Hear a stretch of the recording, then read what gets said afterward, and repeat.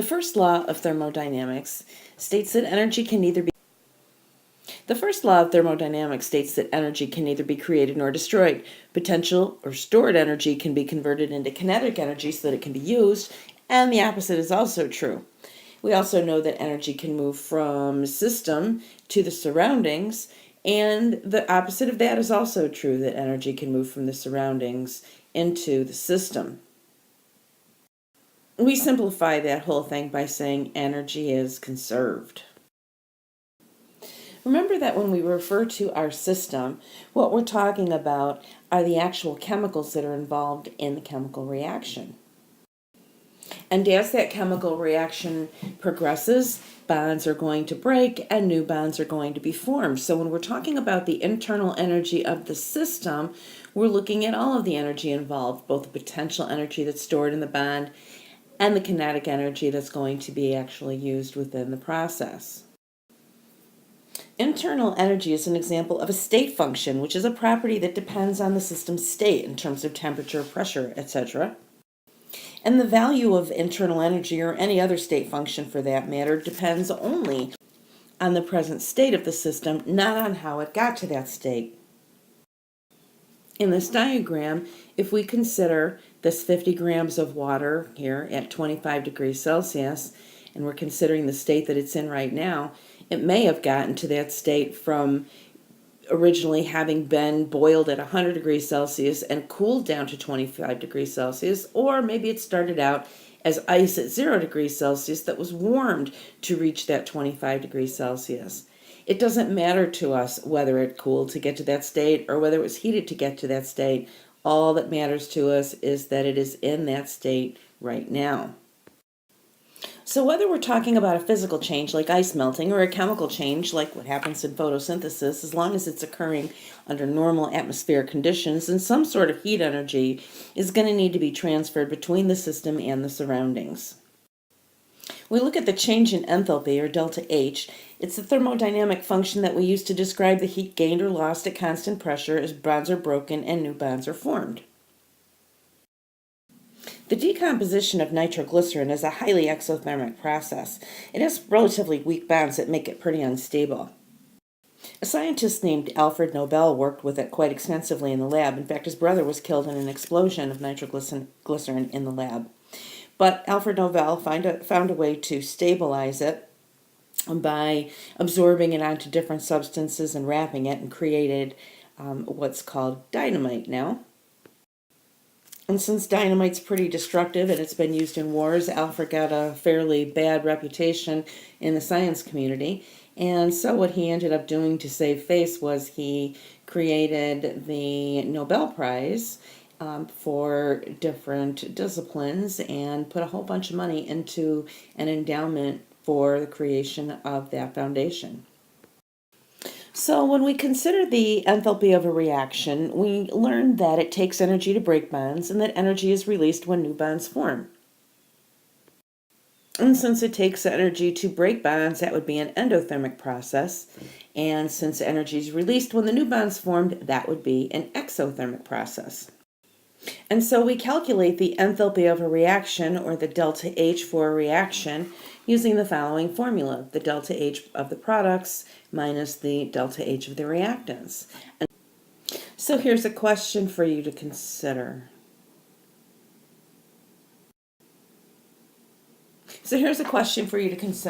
If more energy is produced than consumed, what would the sign of delta H be? Would it be positive or would it be negative?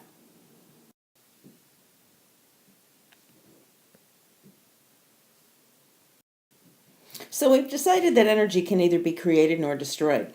In an endothermic process, energy goes from the surroundings into the system. So if we're looking at a situation of ice melting, where ice is the system and your hands are the surroundings, if the heat energy is moving from the surroundings, your hands, into the process of melting the ice, then your surroundings, your hands, are going to feel cold. And conversely, if we're looking at an exothermic process where heat is being produced and released to the surroundings, then the temperature of the surroundings will increase and feel warmer. So let's go back to the thermite reaction. When we looked at the energy of the products and reactants, we saw that this was a downhill or exothermic process with energy being released. This energy is called the enthalpy of reaction, which we can measure. And so for this thermite reaction, the delta H enthalpy of reaction has been measured to be a negative 850 kilojoules per mole. And when you see that delta H associated with a chemical reaction, then we refer to that as a thermochemical equation. And if you look at the enthalpy diagram, all we need is the enthalpy of the products and the enthalpy of the reactants to be able to calculate what the enthalpy of the reaction is. We're subtracting products from reactants. And since the products are lower than the reactants, we're going to get a negative value for our delta H. So it's really important to remember that when you see a negative delta H, that is an exothermic process, with thermal energy being given off to the surroundings. Now, if we reverse the process, the delta H stays the same, but it's now a positive value. And this is part of the basis of Hess's law. If we reverse a reaction, we also have to reverse the sign of the delta H.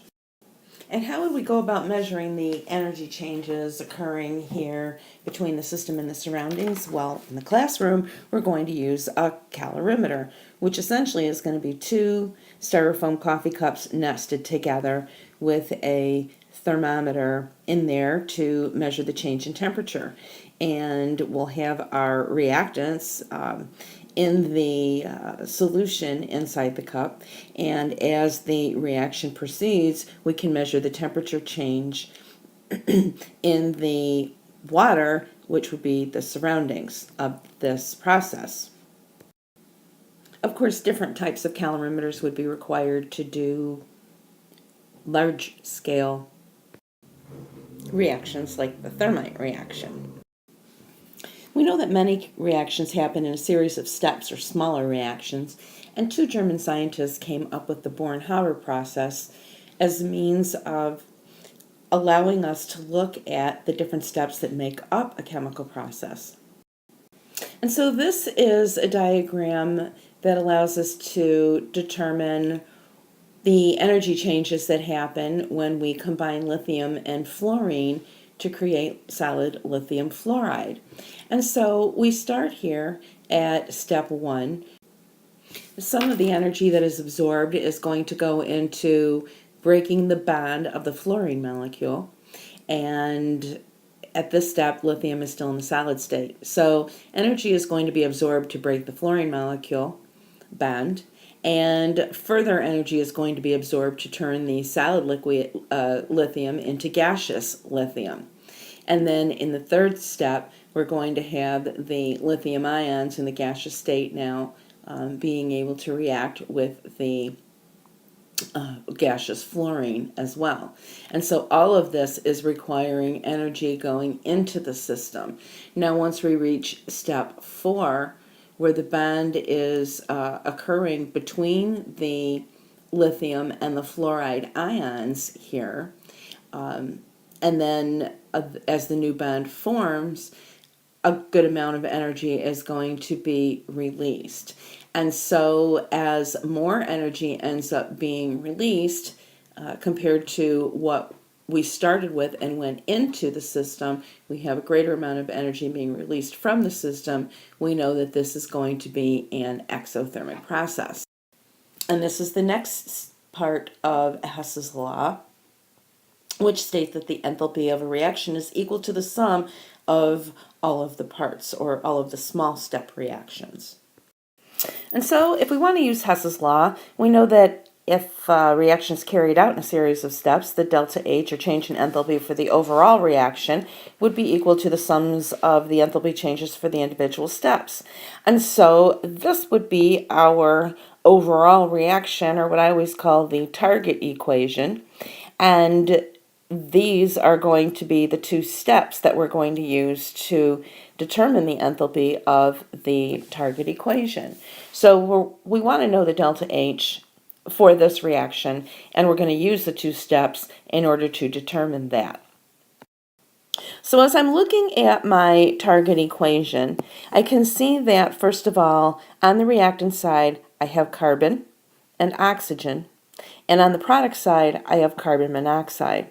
So when I go to take a look at my individual steps, in the first equation, I have carbon as a reactant. That's good. I want carbon to be on the reactant side.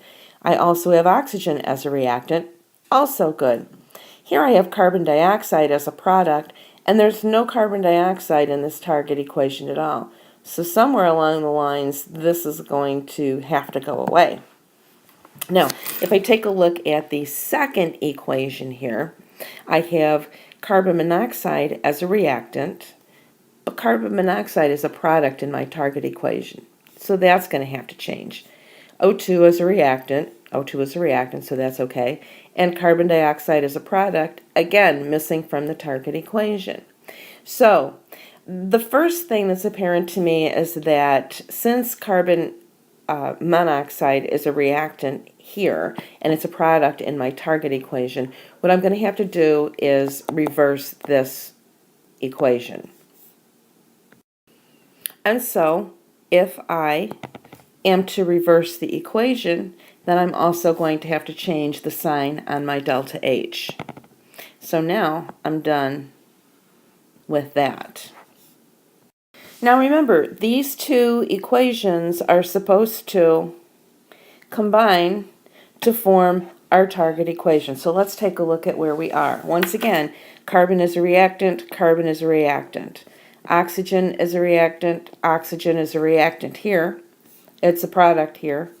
Carbon monoxide is a product in my target equation, and it is a product also here. And we said that carbon dioxide needed to go away somehow because it's not in my target equation at all. So if I get ready to combine these two equations, let's see what we've got. We've got one carbon,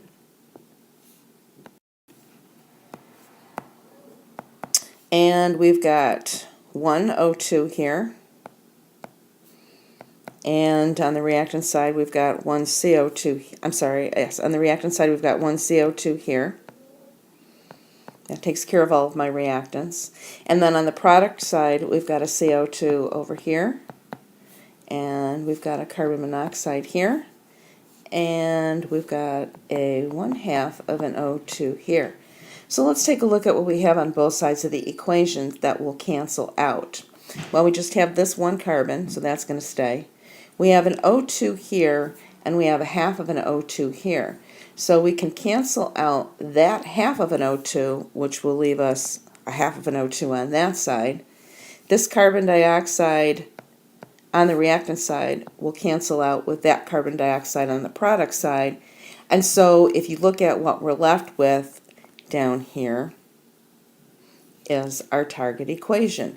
We have a carbon, 1/2 of an O2, 1/2 of an O2, a carbon monoxide, a carbon monoxide. So if I add up the delta H for the first reaction with the delta H for the second reaction, then I will get the delta H for the overall process for my target equation, a negative 110.5 kilojoules. Now here's one for you to try. This is your target equation. So we want these two equations to add up to this, and we're going to use Hess's law to do that.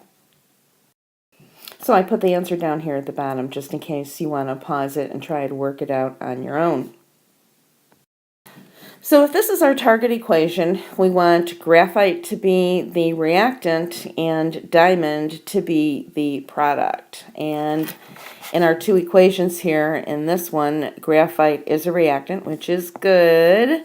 But in this one, diamond is also a reactant, which is not good. We want to make that be a product. So we're going to flip this equation, reverse the sign.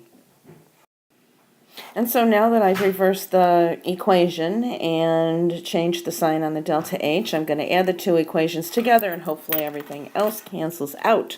So on the reactant side we have carbon graphite, plus O2. And on the reactant side here, we have CO2. And then on the product side, we have CO2. And on the product side, whoops, we have carbon diamond. And O2. And so on both sides of the equation, you'll see your O2 will cancel out and your CO2 will cancel out. And what you have is your target equation. And so when we add negative 393.5 kilojoules to a positive 395.4 kilojoules, you get a positive 1.9 kilojoules.